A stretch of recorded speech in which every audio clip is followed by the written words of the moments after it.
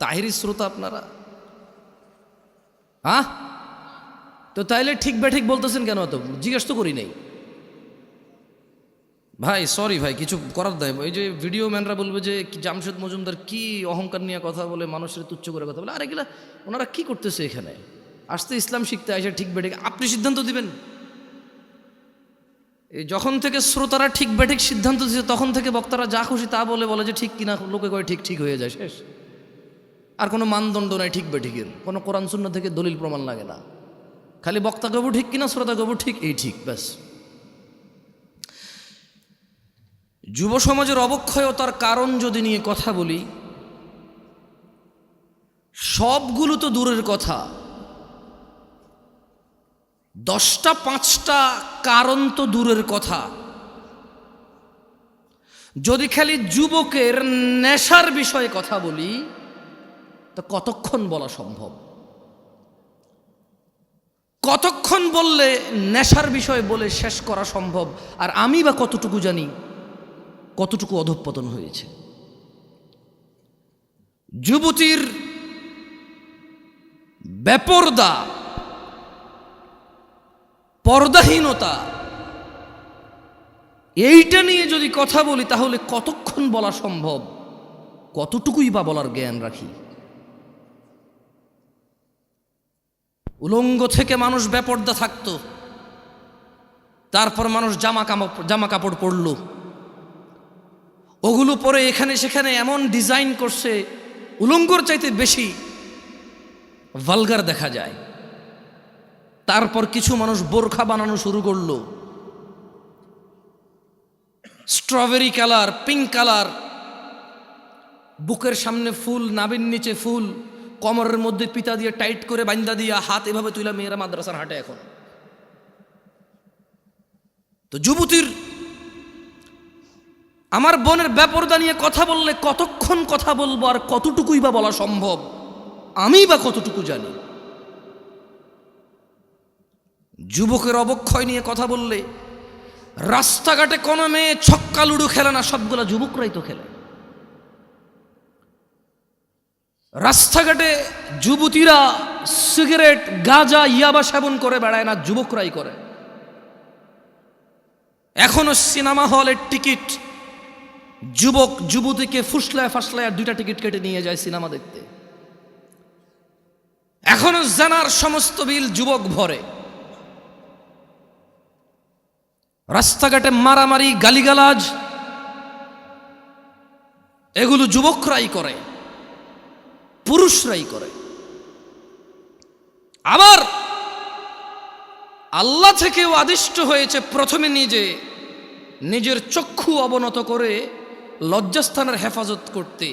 সেই যুবক কিনা বেপরদা মহিলার দিকে তাকিয়ে থেকে ফেসবুকে পোস্ট করে, মাইক হাতে বেয়ে কথা বলে, জায়গায় জায়গায় সমালোচনা করে, সমাজটা নষ্ট হয়ে গেছে, নারীরাই নষ্টের মূল, বেপরদা চলে, সব ছেলে নষ্ট করে দিছে।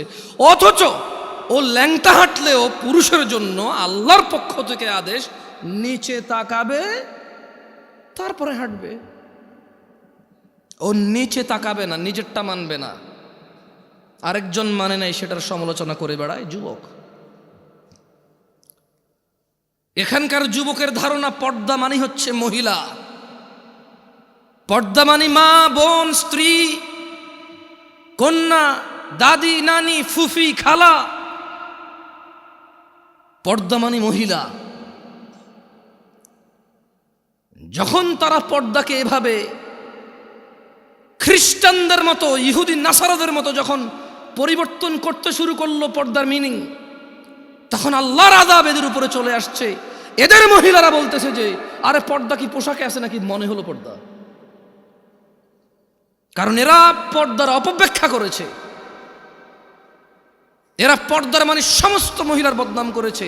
কিন্তু নিজেকে যে আল্লাহ নিচের দিকে তাকানোর জন্য বলেছে, ওই মহিলার দিকে না তাকাইতে বলেছে, নিষেধ করেছে, সেটা সে মানেনি। ঘরে সিলিন্ডার গ্যাস ব্লাস্ট হলে নতুন বউ মারা গেছে, পুকুরে পড়ে মারা গেলে নতুন বউ মারা গেছে, যে বউটা যৌতুক দেওয়ার কথা ছিল যৌতুক দিতে পারে নাই, মোহর দিয়ে বিয়ে করার কথা ছিল, পুরুষ যৌতুক নিচ্ছে, এরপরে বলতেছে সমাজে পুরুষ নির্যাতন হয়, আপনারা জানেন না। তো তুই কি পুরুষ রে বেটা? পুরুষ তো মহিলাকে টাকা দিয়ে বিয়ে করে, তুই তো টাকা নিচ্ছিস।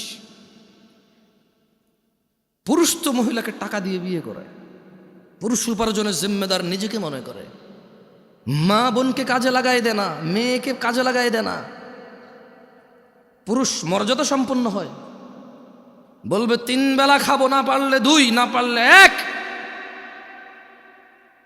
কিন্তু জিম্মেদারি উপার্জনের আমার বোনের না, আমার মায়ের না। যদি করে মুসলমান মেয়ে, কোনো হারাম কিছু নাই, মহিলা কাজ হতে পারে। আল্লাহ আমাদেরকে বোঝার তৌফিক দান করুন। কি এখনো কি হাসি পাচ্ছে?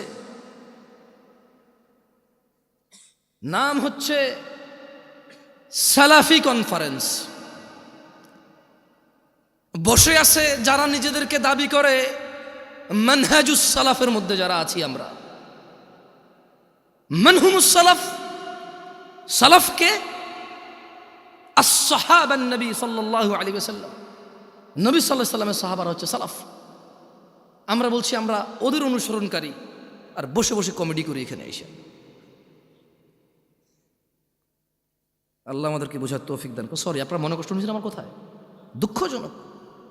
এই শীতের মধ্যে এত কষ্ট করে বসে আছেন হাসি তামাশা করার জন্য, মোবাইলে কমেডি দেখেন, এখানে বসে আছেন কেন? মনে রাখতে হবে যুবক ভাই আমার, বর্তমানে আমাদের যুব সমাজের অসংখ্য সংকট, অসংখ্য সমস্যায় জর্জরিত আমাদের সমাজ। এর মধ্যে নাম্বার 1 আর নাম্বার 2, কোনটা 1 নাম্বার কোনটা 2 নাম্বার এটা বলা কঠিন হয়ে যাবে। নেশা আর জেনা, জেনা 1 নাম্বার নাকি নেশা 1 নাম্বার এটা বলা কঠিন হয়ে যাবে, এমন ব্যাপক হারে হয়েছে। ছেলে জেনার সম্পর্ককে প্রেম বলে, ভালোবাসা বলে। ছেলে জেনার সম্পর্ক কন্টিনিউ করে কেন? বিয়ে করবে আশ্বস্ত হয়ে। সে জেনাকে হালাল মনে করে নিয়েছে, কারণ সে মনে করে ওই মেয়েকে সে বিয়ে করবে, এই জন্য তার জন্য এটা হালাল মনে করে সে। অথচ সে ভুলে যায় সে মারা যেতে পারে। সে ভুলে যায় ওই একই মেয়েকে বিয়ে করলেও বিয়ের আগের সম্পর্ক হারাম হারাম বলেই থাকবে লিপিবদ্ধ।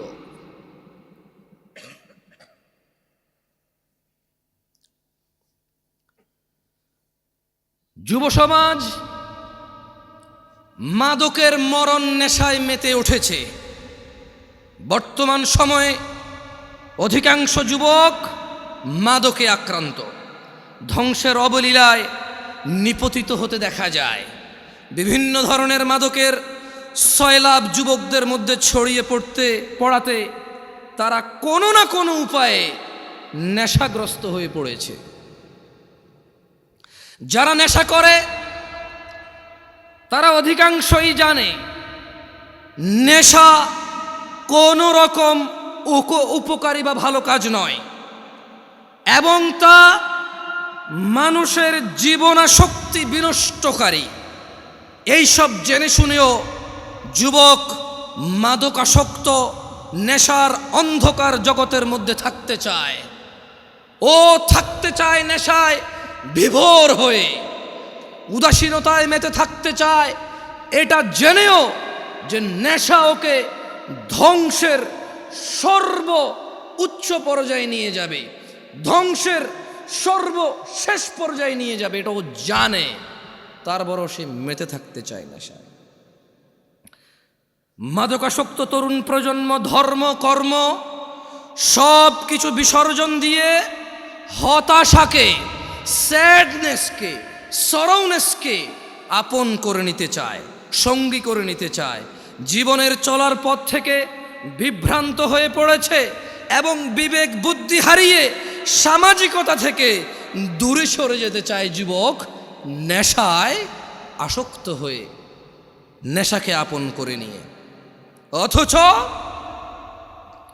মুসলমানের সন্তান জুমআ পড়ে, খুতবা শোনে, ওয়াজে আসে, মক্তবে পড়েছে, মাদ্রাসায় পড়েছে, ওর পরিবারের কেউ না কেউ মাদ্রাসায় পড়েছে, ও ওয়াজ শুনে ইউটিউবে, তারপরেও সে ইসলামের বিধিবিধান সম্পর্কে গাফেল ও বেপরোয়া।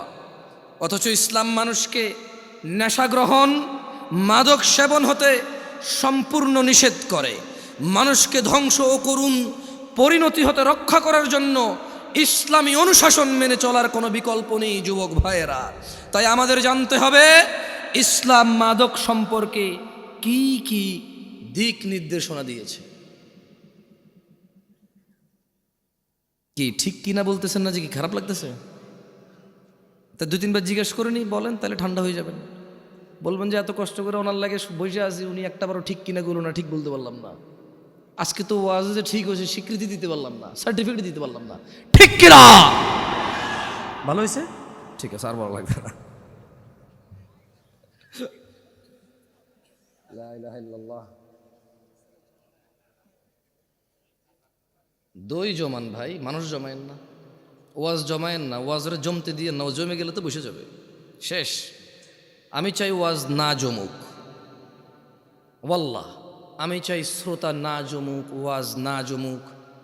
আমি চাই আল্লাহর এই পৃথিবীতে কত নবী রাসূল প্রেরণ করেছে যাদের উম্মত খুবই অল্প সংখ্যক, কিন্তু তারা অসফল নয়। অ্যাজ এ নবী এবং অ্যাজ এ রাসূল আলাইহিমুসসালাম আজমাইন তারা অসফল নয়। আমি জামশেদ মজুমদার কখন এটা বিশ্বাস করি না এত বড় প্যান্ডেলে এত মানুষ থাকলেই কল্যাণ। আমি বিশ্বাস করি man to man, eye to eye, একজনের সামনে বসে আছি, কথা বলতেছি, ও কানেক্ট হয়েছে, ও বুঝতেছে আমি কি বলছি, ও মেনে নেওয়ার পক্ষে উদ্বুদ্ধ হয়েছে এবং চেষ্টা করতেছে মেনে নেওয়ার জন্য। আমার কাছে এইরকম এত পরিমাণ শ্রোতার চাইতে ওই একজন অনেক বেশি মূল্যবান, যে নিজেকে সংশোধন করার জন্য শুনে। যে সংস্কৃতি মাহফিল একটা বাৎসরিক সংস্কৃতি আদায় করতে আসে না, যে দিন শিখতে আসে, সে আমার কাছে বেশি মূল্যবান। যাই হোক, ইসলাম মাদক সম্পর্কে আমাদের যে দিক নির্দেশনা দেয় তার সম্পর্কে জানা অত্যন্ত জরুরি। আপনার কি মাইকটা কি আবার চেঞ্জ করছেন সাউন্ড?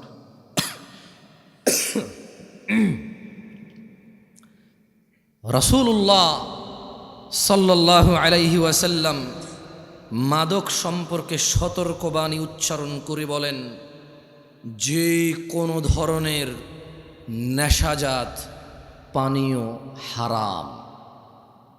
কোন ধরনের?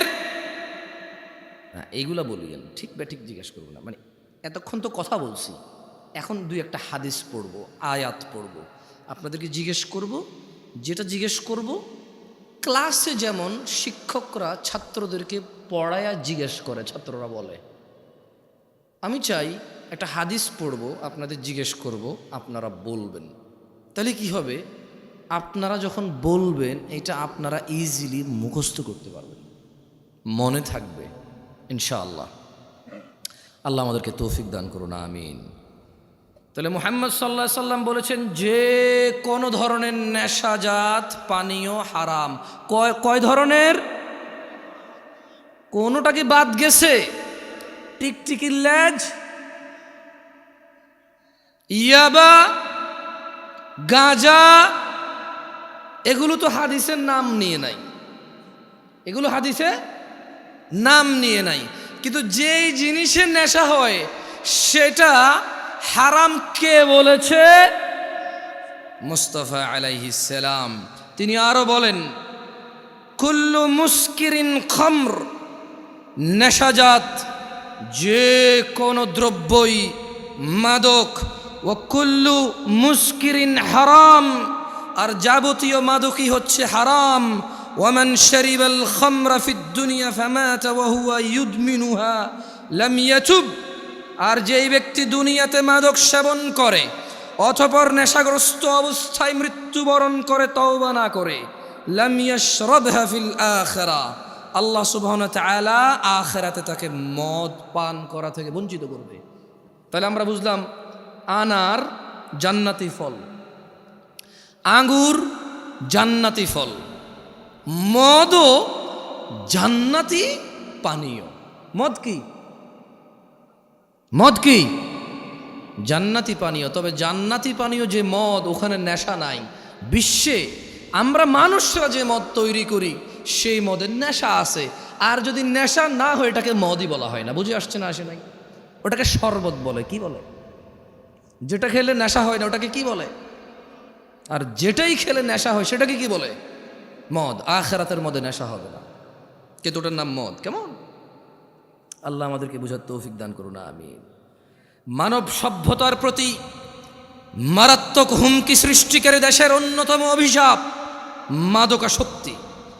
মাদক দ্রব্যের নেশার ছোবল এমনই ভয়ানক যে তা ব্যক্তি, পরিবার, সমাজ, দেশ থেকেই বিচ্ছিন্ন করে না খালি, বরং তা সমগ্র জীবন ধ্বংস করে দেয়।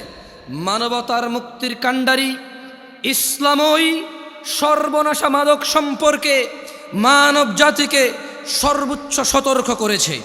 মানুষ যাতে মাদক থেকে দূরে থাকে তার জন্য মাদক সেবনে এই নেশাগ্রস্ত ব্যক্তির জন্য ইসলাম শাস্তির ব্যবস্থা করেছেন, ঘোষণা করেছেন, যাতে মানুষ আল্লাহকে পরোয়া করে, যাতে মানুষ জান্নাতকামীরা, জান্নাতের মনোবাসনা যাদের ভিতরে আছে, যারা জাহান্নাম থেকে বাঁচতে চায়, যারা রক্ত পুজ খেতে চায় না, যাদের ইচ্ছা নেই মাথার উপরে আল্লাহ গরম পানি ঢেলে দেবে আর টকবক টকবক করে এটা উতরাবে, যাদের এমন ইচ্ছে নেই জাক্কুম ফল খাওয়ার, জাক্কুম কাটা খাওয়ার, যাদের এমন ইচ্ছে নেই হুতমাতে যাওয়ার, ওয়াইলে যাওয়ার, আগুনে প্রবেশ করার, ইসলাম তাদের জন্য ওয়ার্নিং দিয়েছে মদের বিষয়। কি বলেছে?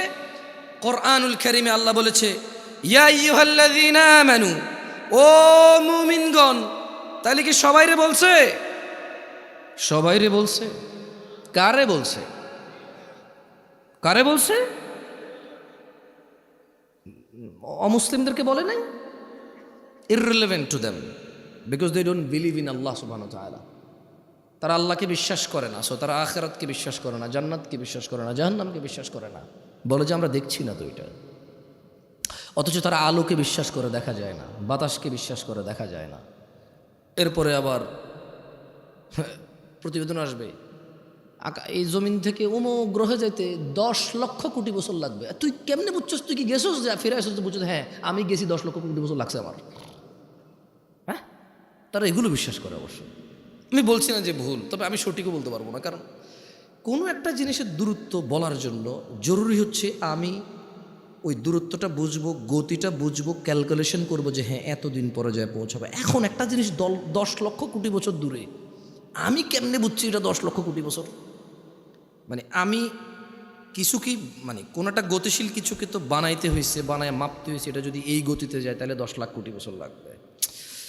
এখন এটা এই গতিতে 10 লাখ কোটি বছর লাগবে কেমনে বুঝছি? ওই দূরত্ব তো আমি দেখতেছি না। তারা এগুলো বিশ্বাস করে। তারা জান্নাত জাহান্নাম বিশ্বাস করে না, বলে যে দেখছি না। অথচ ঘুমের মধ্যে মানুষ কান্না করে, কেন? সাপে কামড় দিছে।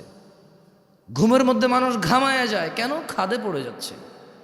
ঘুমের মধ্যে মানুষ হাউ মাউ করে চিল্লায়, কেন? ওর বাপ মারা গেছে, মা মারা গেছে। উঠে দেখে যে না, ও স্বপ্নে দেখেছে। ও ঘুমে কষ্ট পায়। ঘুমে কি পায়? কষ্ট পায়। সে জাহান্নামে যে আযাব আছে সে সেটা অনুভব করতে পারে না। বলে দেখি নাই। তাহলে আল্লাহ কাকে বলেছে? খেয়ে ফেলেছেন, চা নাস্তার ব্যবস্থা করেন, এরা তো ওয়াজ খেয়ে ফেলে।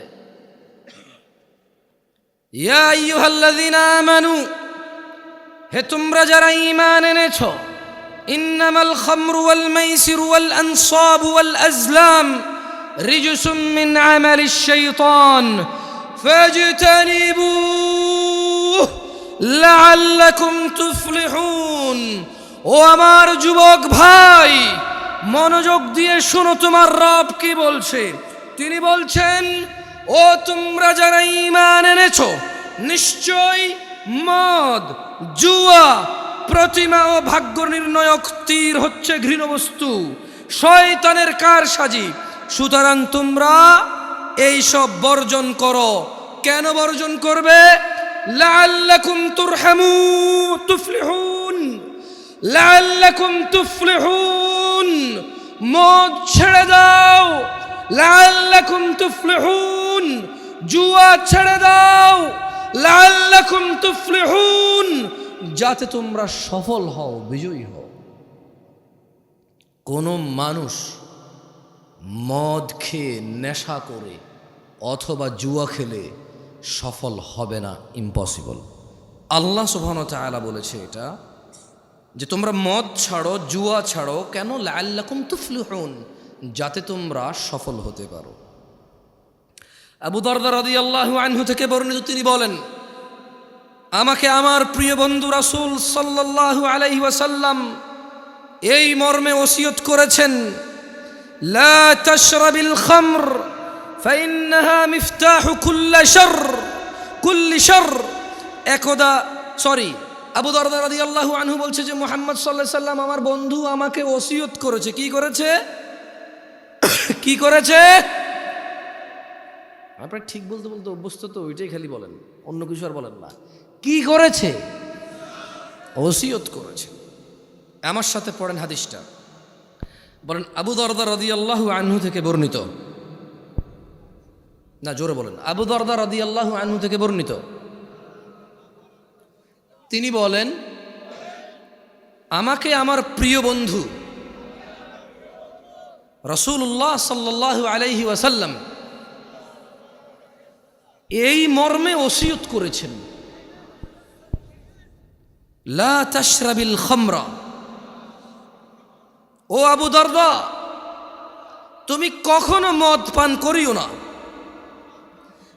ফাইন্নাহা মিফতাহু কুল্লি শারর, কারণ মদ, নেশা সকল অকল্যাণ, সকল খারাপ, সকল পাপের চাবিকাঠি। বুঝছেন না? বুঝেন না?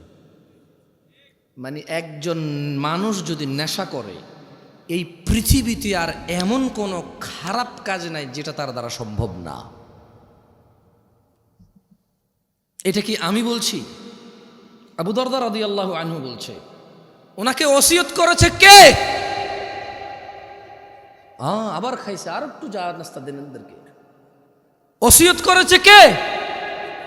মুস্তাফা আলাইহিস সালাম। ওসিয়ত করেছে কে? রাহমাতাল লিল আলামিন। কে? ইমামুল আম্বিয়া। কে? ইমামুল মুরসালিন। কে? খাতামান নবিয়্যিন। কে? ওসিয়ত করেছে যে ও আবু দারদা তুমি নেশা করিও না। তুমি যদি নেশা করো তাহলে এটা সকল পাপের, সকল অকল্যাণ, সকল অঘটনের চাবিকাঠি হচ্ছে এই নেশা। তাইলে ছোট্ট একটা গল্প বলি বনি ইসরাইলের। কেমন? আল্লাহ নবী সাল্লাল্লাহু আলাইহি ওয়াসাল্লাম বলেছে যে তোমরা বনি ইসরাইলের গল্প বলো, তবে মিথ্যা বলিও না। কি বলিও না? মানে বানায় বানায় বলিও না। তাহলে আমি কি ছোট্ট একটা বনি ইসরাইলের গল্প বলবো? আপনাদের কষ্ট হয়ে যাচ্ছে, আমি বক্তব্য ছেড়ে দেবো ইনশাল্লাহ 2-1 মিনিটের মধ্যে। আপনি না গেলেই বলি, আর কত মানুষ কষ্ট হইতেছে, আপনি চালান। আমি পারবো না এত বেশি চালাইতে। বেশি চালাইলে ব্রেক ধরবে না, পরে ডাইরেক্ট 120 গতিতে মারলে 30-40 পিছিয়ে এসে মেরে দিবে গাড়ি। একদা বনি ইসরাইলের জৈনিক রাষ্ট্রপতি, মানে একজন সরকার প্রধান বা রাজা, ওর যুগের, মানে ওই রাজা তার সময়ে একজন আবেদ, বুজুর্গ মানে বুঝেন, নেককার মানুষ। কি মানুষ? নেককার মানুষ। তো ওই রাষ্ট্রপতি ওর যুগের একজন নেককার মানুষকে 4টি কাজের যে কোনো একটি কাজ করতেই হবে বাধ্য করেছে। যদি না করে ওকে হত্যা করবে। তাহলে বনি ইসরায়েলের একজন রাষ্ট্রপতি একজন বুজুর্গ নেককার মানুষকে কয়টি কাজ করতে বলছে? না, এই যে খেয়ে ফেলছেন। 4টির যে কোনো একটি, মানে করতেই হবে। 4টির যে কোনো একটি হলেও করতে হবে। তো তাকে কি বললো? তাকে বললো যে শোনো, তুমি হয় মদ খাবা,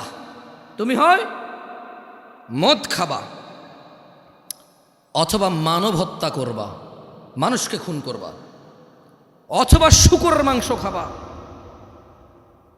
অথবা তুমি কি করবা, জেনা ব্যভিচার করবা। তাহলে লোকটা কি আমাদের মতো কেউ ছিল? কি ছিল? কি ছিল? ফরহেজগার। মাশাআল্লাহ। তাহলে ঠিক আছে, এবার ওয়াজ শুনতেছেন আপনারা। মাশাআল্লাহ, তাবারাকাল্লাহ। শেখ আব্দুল্লাহকে নিয়ে আসেন, আমি কিছুক্ষণের মধ্যে ছেড়ে দেবো, তো ওনাকে নিয়ে আসেন। তাহলে লোকটা ফরেজগার ছিল, ওকে কয়টা জিনিসের যে কোনো একটা করতে বাধ্য করেছে? চারটার। এক, নেশা। কি? দুই, হত্যা। তিন, ব্যভিচার। চার, শূকরের মাংস। এখন ওকে বলছে যে তুমি যে কোনো একটা হইলেও করতে হবে, নাহলে তোমাকে হত্যা করা হবে।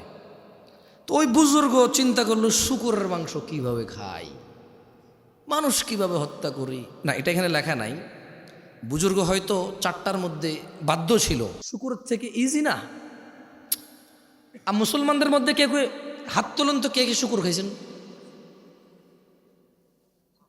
এ পুরো গ্রামে মুসলমান সমাজে শূকর জবাই হয়?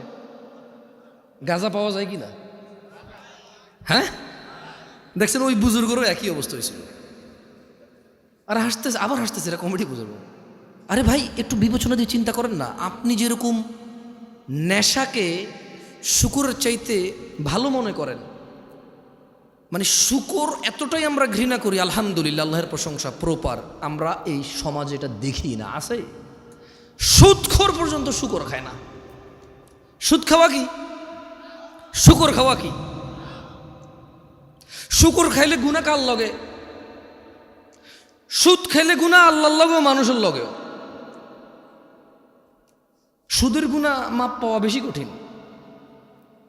ঘুষ খাওয়া কি? শূকর খাওয়া কি? শূকর খাইলে কার সাথে গুনাহ, আর ঘুষ খেলে কার কার সাথে গুনাহ? আল্লাহ এবং মানুষের সাথে। মানুষের হক খাইছে সে, আমি বুঝাইতে পারি নাই। তো এই দেশে ঘুষখোর আছে? মুসলমান ঘুষখোর আছে? মুসলমান শূকরখোর আছে? মুসলমান মদখোর আছে? মুসলমান শূকরখোর আছে? নাই। তো আপনি হয়তো চিন্তা করবেন যে ওই লোক যদি এত ফরজগার হয়, তাহলে সে মদ নির্বাচন করলো কেন? কারণ বস্তুত মদ, শূকর অথবা হত্যা, ব্যভিচারের চাইতে নর্মাল মনে হয় মানুষের কাছে। এটা মানুষের কাছে মনে হয়। কার কাছে মনে হয়? আপনাকে একটা কথা বলি, মনে হওয়ার কারণ আছে। যে অপরাধটা যত বেশি ভয়ানক, শয়তান ওইটাকে তত সহজ করে, তত সুশোভিত করে তুলে দেখায়। বুঝছেন? তো ওই ফরেজগার লোক কি নির্বাচন করেছিল? মদ নির্বাচন করেছে। পরিশেষে উক্ত ব্যক্তি বাধ্য হয়ে মদ পানকে সহজ মনে করে তা করতে রাজি হলো। কিন্তু যখন সে মদ খেলো, মদ খাওয়ার পর সে সম্পূর্ণ মাতাল হয়ে বাকি তিনটা কাজও সে করছে। কারণ মদ খেলে বিবেক চলে যায়।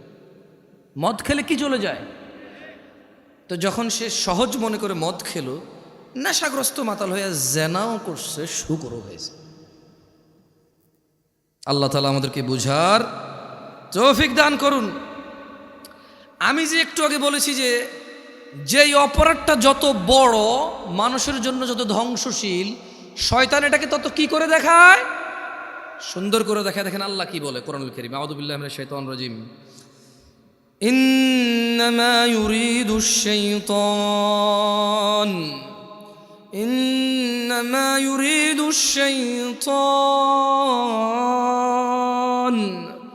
আন ইউকিআ বাইনাকুমুল আদাওয়া ওয়াল বাগদাআ ফিল খামর والميسر ويصدكم عن ذكر الله وعن الصلاة فهل أنتم منتهون। নিশ্চয়ই শয়তান মদ, জুয়ার দ্বারা নিশ্চয়ই ইন্নামা ইউরিদুশ শাইতান, নিশ্চয়ই শয়তান চায় মদ জুয়ার দ্বারা তোমাদের মধ্যে পারস্পরিক শত্রুতা বিদ্বেষ ঘটাতে এবং তোমাদের আল্লাহর স্মরণ ও নামাজ থেকে বিরত রাখতে। নিশ্চয় শয়তান কি চায়? মদ জুয়ার মাধ্যমে নিজেদের মধ্যে ভেজাল পাকাই দিতে এবং সলাৎ থেকে দূরে রাখতে এবং আল্লাহর স্মরণ থেকে দূরে রাখতে। তবু কি তোমরা, আল্লাহ বলছে যে ফাহাল আনতুম মুনতাহুন, ও এই এলাকার নাম কি? হ্যাঁ, তেগোরা বিরল। ছোট অংশ বিরল নাকি বড় অংশ বিরল? আর তেগোরা কি?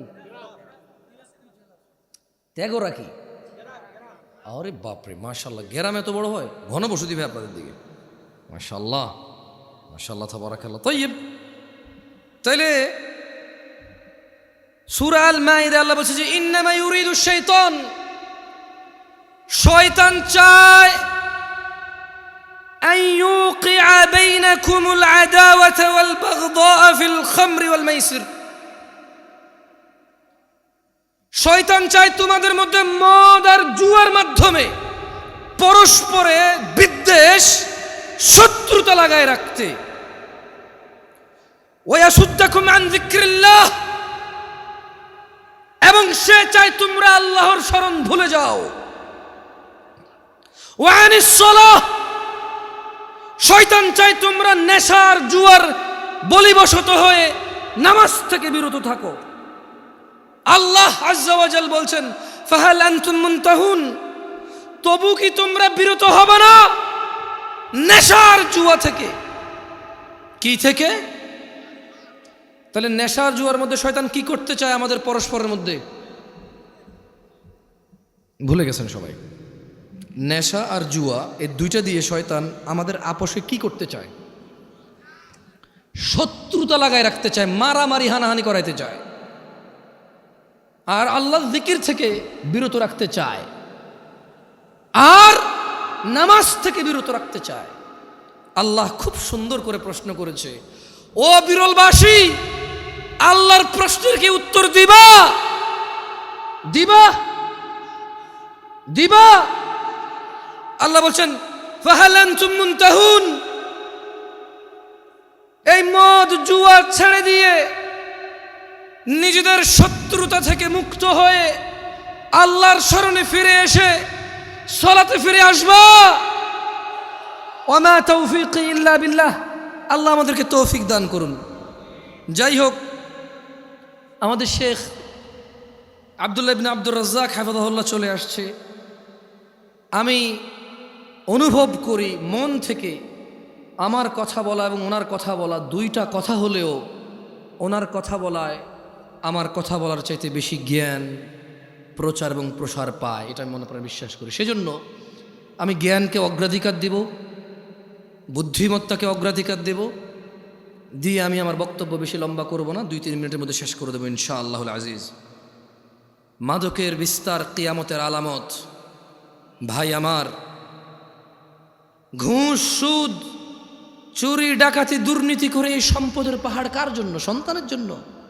তোমার সন্তানের উপরে আসমানটা ভেঙে পড়বে, এই জমিনটা ফেটেও ধসে যাবে, কারণ তুমি টাকার বলিবশত হয়ে, ক্ষমতার বলিবশত হয়ে, উদাসীনতায়, শারীরিক আনন্দে তুমি ভুলে গেছো। আনাস ইবনে মালিক রাদিয়াল্লাহু আনহু قال, আনাস ইবনে মালিক রাদিয়াল্লাহু আনহু থেকে বর্ণিত, তিনি বলেন قال রাসূলুল্লাহ সাল্লাল্লাহু আলাইহি ওয়াসাল্লাম, আল্লাহ রাসূল সাল্লাল্লাহু আলাইহি ওয়াসাল্লাম বলেছেন, মিন আশরাতিস সাআতি আন ইউরফাআল ইলম, কিয়ামতের আলামত হচ্ছে, কিয়ামতের আলামতের অন্যতম আলামত হচ্ছে ইলম উঠে যাওয়া, ওয়ায়াসবুতাল জাহল, মূর্খতা প্রতিষ্ঠিত হওয়া, ওয়ায়ুশরাবাল খামরু ওয়ায়াযহারাজ জিনা, মানে কিয়ামতের অন্যতম আলামত হচ্ছে ইলম উঠে যাবে, মূর্খতা প্রতিষ্ঠিত হবে, মদ পান ও জানা ব্যভিচার প্রচার হবে, ব্যাপক হবে, বৃদ্ধি পাবে। তো জানা ব্যভিচারার নেশা করে যে তুমি কিয়ামতকে নিয়ে আসবা, এই সম্পদ, এই সুন্দর বাড়ি গাড়ি, সন্তান তো ভোগ করতে পারবে না। ওর উপরে তো পাথরের বৃষ্টি হবে, ওর উপরে তো ওর নিচে তো জমিন ধসে যাবে, ও তো ওর গোষ্ঠী শুদ্ধ উদ্ধার হয়ে যাবে ভাই। সো নিজের সন্তানের কথা চিন্তা করো। এই পৃথিবীতে কিয়ামত ডেকে আনার তো দরকার নাই। আল্লাহ যেই অন্যায়গুলো করলে পৃথিবীকে আর টিকায় রাখবে না, সেই অন্যায়গুলো থেকে আল্লাহ আমাদেরকে বিরত হওয়ার তৌফিক দান করুন। এই পৃথিবীতে আমরা আমাদের সন্তান সন্ততি সহ আল্লাহর ইবাদত করে, আল্লাহকে সন্তুষ্ট করে, আল্লাহর সন্তুষ্ট চিত্তে আল্লাহর সাথে সাক্ষাৎ করার আল্লাহ তাআলা আমাদেরকে তৌফিক দান করুন। আমি আল্লাহ সুবহানাহু ওয়া তাআলার কাছে এই ফরিয়াদ করি, আমার ভাইদের সর্বশেষ একটি হাদিস শুনিয়ে আমি আমার বক্তব্য শেষ করব। ভাই আমার, তোমরা যারা নেশার সাথে জড়িত আছো, তোমাদেরকে বলি, জাবের রাদিয়াল্লাহু আনহু থেকে বর্ণিত একটি হাদিস, রাসূল সাল্লাল্লাহু আলাইহি সাল্লাম বলেছেন, যারা দুনিয়াতে নেশা করবে তাদেরকে আখিরাতে আল্লাহ সুবহানাহু ওয়া তাআলা জাহান্নামীদের শরীরের পচা, গলা, পুজ, ঘাম পান করানোর বিষয়ে তিনি সুবহানাহু ওয়া তাআলা প্রতিশ্রুতি দিয়েছেন। যারা নেশা করবে, নেশাখোরদের আখিরাতে আল্লাহ সুবহানাহু ওয়া তাআলা জাহান্নামীদের পচা, গলা, পুজ, ঘাম খাওয়াবে। আল্লাহ তাআলা আমাদেরকে এই আযাব সম্পর্কে হৃদয়ে অনুভূতি দিয়ে ওনার কাছে বিগত দিনের বিষয়গুলোর জন্য ক্ষমা চেয়ে ওনার দরবারে আল্লাহ সুবহানাহু ওয়া তাআলা আমাদেরকে ওনার সাথে সাক্ষাতের তৌফিক দান করুন। আমিন। আকুলু কওলি হাযা ওয়াস্তাগফিরুল্লাহ লি ওয়া লাকুম ওয়া লিসাইরিল মুমিনিনা ওয়াল মুমিনাত ফাস্তাগফিরু ইন্নাহু হুয়াল গফুরুর রহিম। আমি আল্লাহর কাছে দোয়া করি, আল্লাহ তাআলা আমাকে ক্ষমা করুন এবং আপনাদেরকে ক্ষমা করুন। আপনারাও আল্লাহর কাছে দোয়া করিয়েন, আল্লাহ আপনাদের ক্ষমা করুক এবং আল্লাহ আমাকে ক্ষমা করুক। সুবহানাকাল্লাহুম্মা ওয়া বিহামদিকা।